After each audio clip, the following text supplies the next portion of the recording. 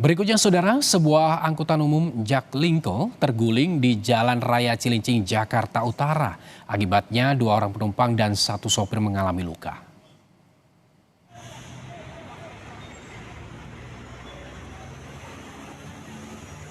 Warga berupaya membantu mengeluarkan penumpang dari mobil Jaklingko yang terbalik.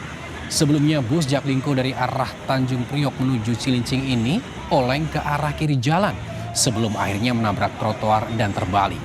Polisi masih menyelidiki penyebab pasti kecelakaan karena pengemudi masih dirawat di rumah sakit.